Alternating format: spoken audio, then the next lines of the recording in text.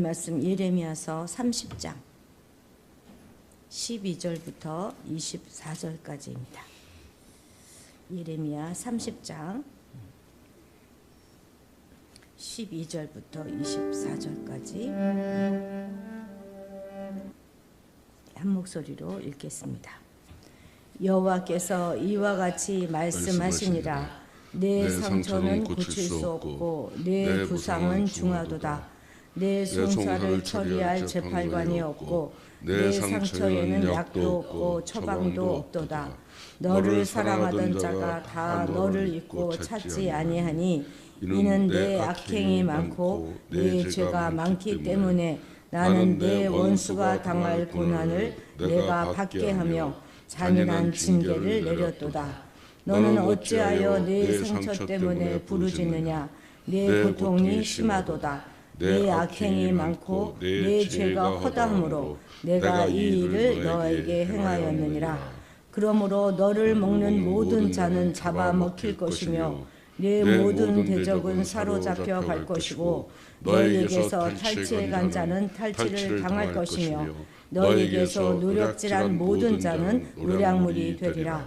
여호와의 말씀이니라. 그들이 쫓겨난 자라 하며 시온을 찾는 자가 없은즉 내가 너의 상처로부터 새살을 돋아나게 하여 너를 고쳐주리라. 여호와께서 말씀하시니라. 보라, 내가 야곱 장막의 포로들을 돌아오게 할 것이고 그 거처들의 사랑을 베풀 것이라. 성읍은 그 폐허가 된 언덕 위에 건축될 것이요 그 보루는 규정에 따라 사람이 살게 되리라. 그들에게서 감사하는 소리가 나오고 즐거워하는 자들의 소리가 나오리라. 내가 그들을 번성하게 하리니 그들의 수가 줄어들지 아니하겠고 내가 그들을 존귀하게 하리니 그들은 비천하여지지 아니하리라. 그의 자손은 예전과 같겠고 그 회중은 내 앞에 굳게 설 것이며 그를 압박하는 모든 사람은 내가 다 벌하리라. 그 영도자는 그들 중에서 나올 것이요 그 통치자도 그들 중에서 나오리라. 내가 그를 가까이 오게 하리니 그가 내게 가까이 오리라. 참으로 담대한 마음으로 내게 가까이 올 자가 누구냐. 여호와의 말씀이니라. 너희는 내 백성이 되겠고 나는 너희들의 하나님이 되리라. 보라, 여호와의 노여움이 일어나 폭풍과 회오리 바람처럼 악인의 머리 위에서 회오리 칠 것이라. 여호와의 진노는 그의 마음에 뜻한 바를 행하여 이루기까지는 돌이키지 아니하나니 너희가 끝날에 그것을 깨달으리라. 아멘.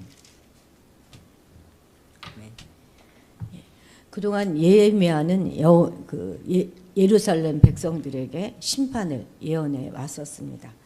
이스라엘이 2년 만에 돌아올 것이다 하는 하나냐의 그런 예언을 거부하고 70년이 돼야 70년이 다 차게 되면 그때서야 돌아오게 될 것이다 이렇게 선포했어요.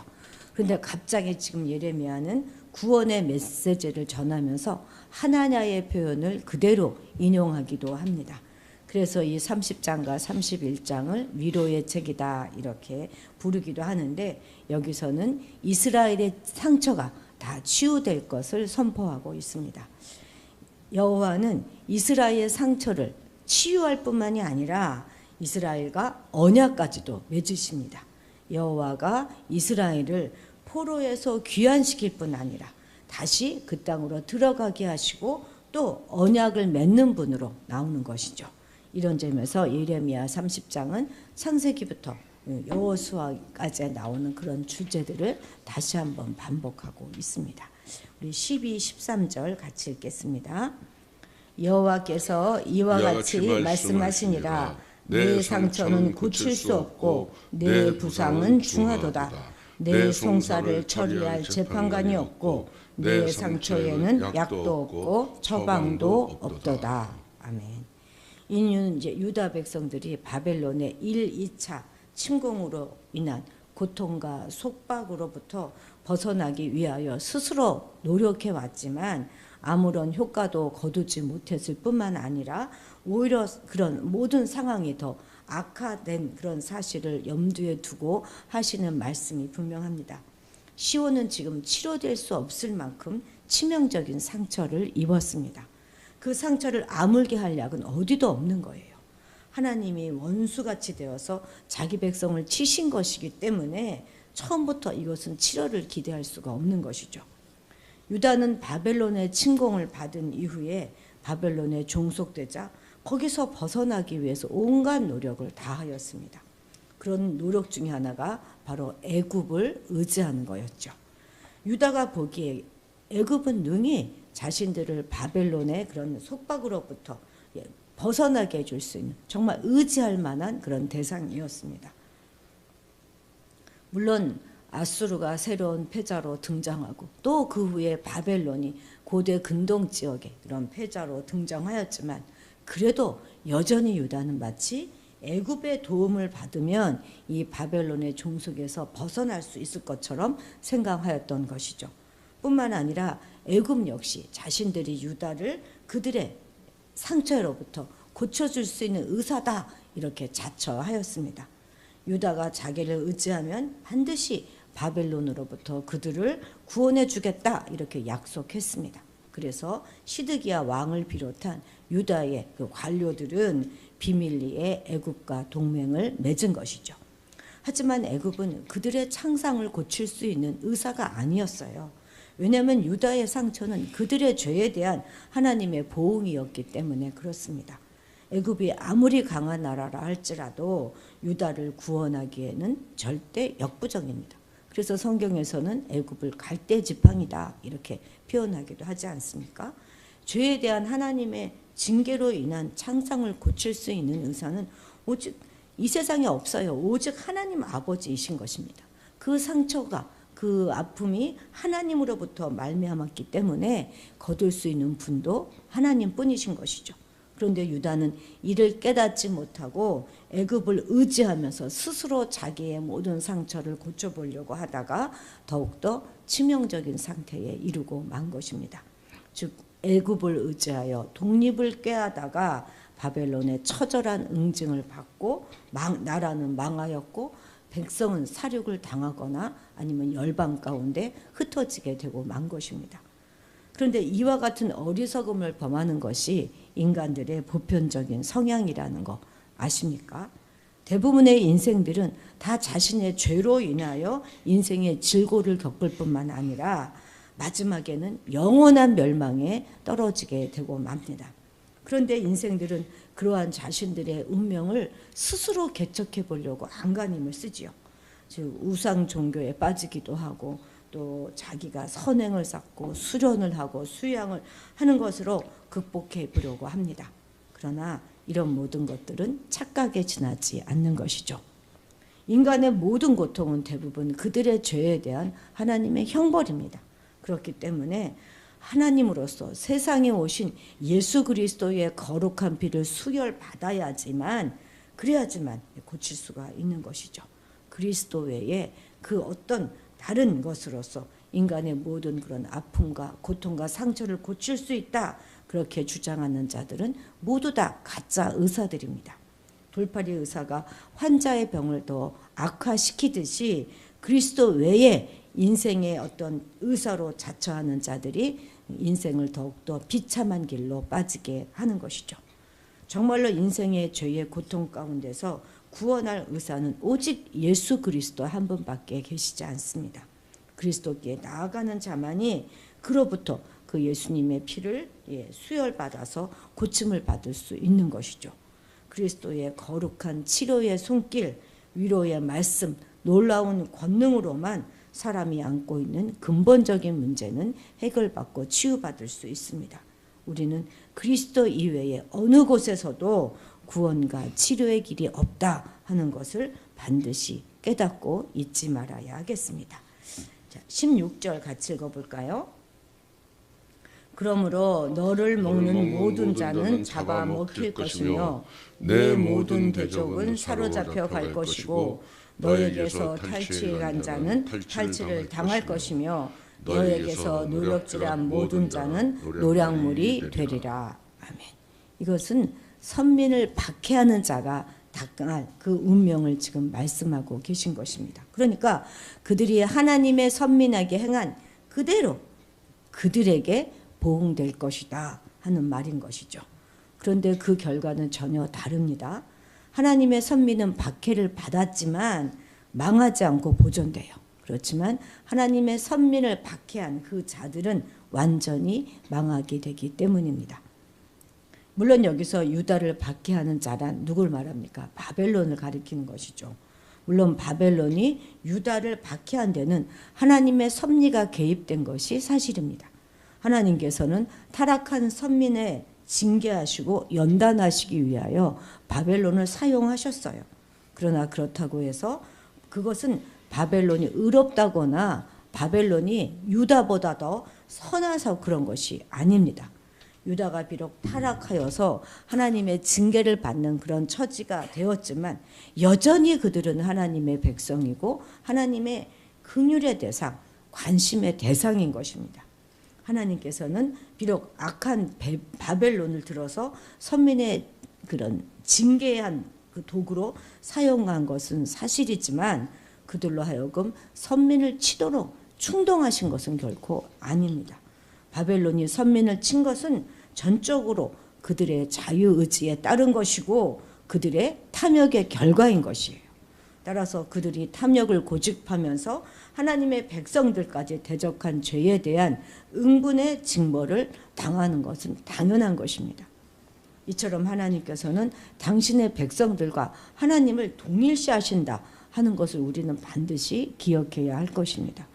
왜 사도 바울이 막 담에석으로 그 성도들을 박해하기 위해 그리스도를 믿는 자들을 박해하기 위해서 달려갔을 때도 예수님이 뭐라고 말씀하십니까? 사울아 사울아 너는 왜 나를 박해하느냐 이렇게 말씀하시지 않았습니까? 사울은 예수님을 박해한 적이 없어요. 예수를 믿는 성도들을 박해한 것이지. 그런데 성도와 예수님 자신을 동일시 하시는 것이죠. 그래서 오늘날에도 하나님의 백성인 성도와 교회를 박해하는 자들은 그 이유가 무엇이든지 간에 하나님의 보응을 피할 수 없는 것입니다.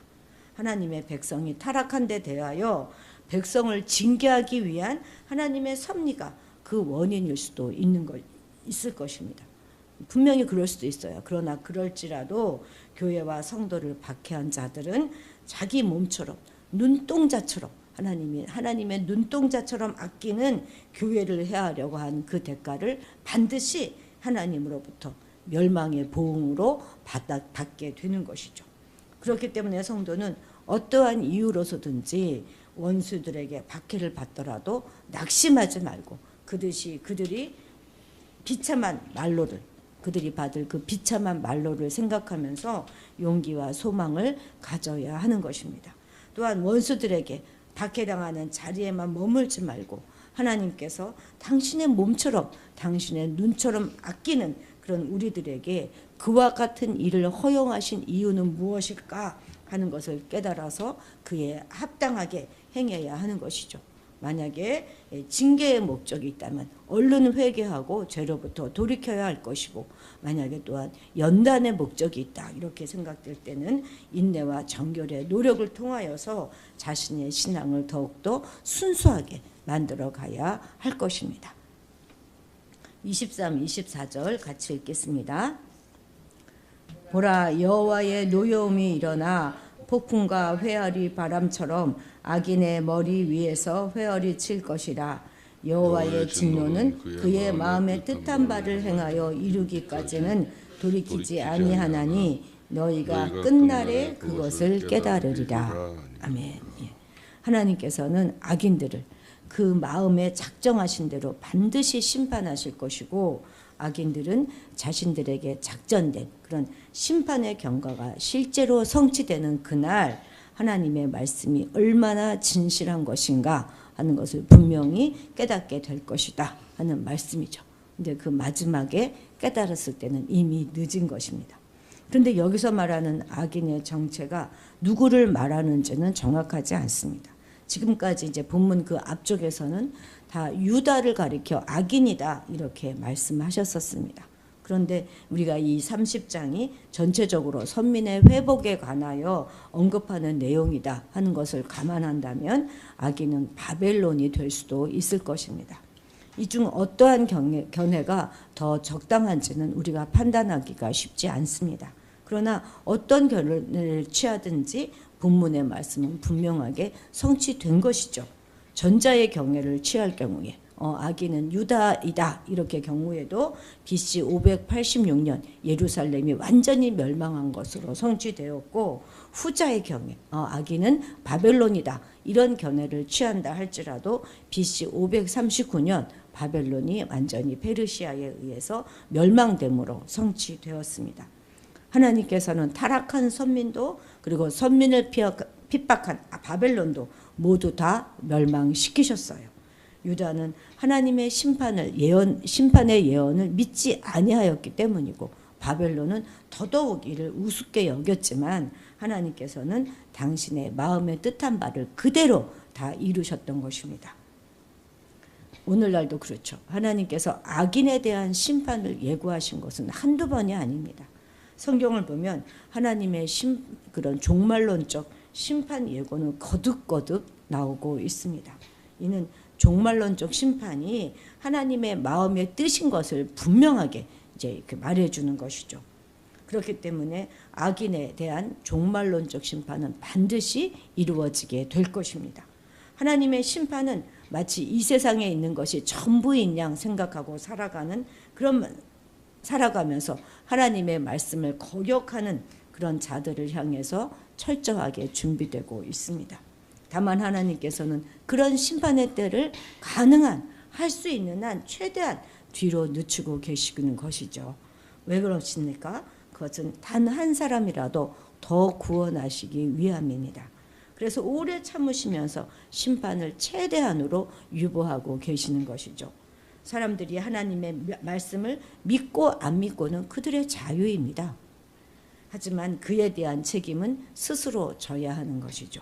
우리는 악인들과 같이 하나님의 말씀을 멸시하지 말고 하나님 심판대 앞에 설 것을 철저히 준비하는 그런 삶을 하루하루 살아가야 할 것입니다.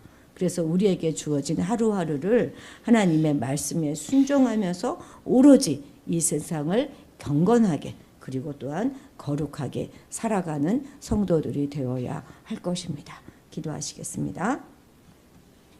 오직 예수 그리스도만이 우리 인생의 고통과 상처를 치유하실 수 있는 영혼의 의사 되심을 분명하게 믿습니다. 그리스도의 거룩한 피를 우리에게 수혈하여 주셔서 우리의 죄된 모든 성품에서 벗어나 거룩한 성도의 삶을 승리하며 살아갈 수 있도록 도와주옵소서.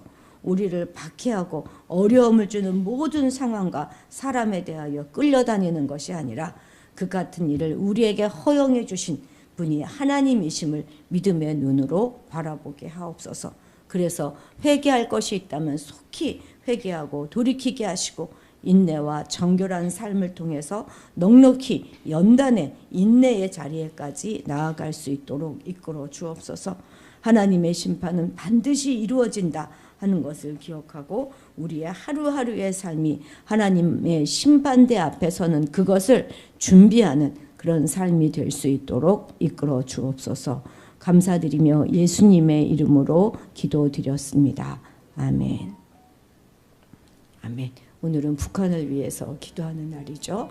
우리 북한을 위해서, 북한의 멸망을 위해서 같이 기도해 주시기 바랍니다.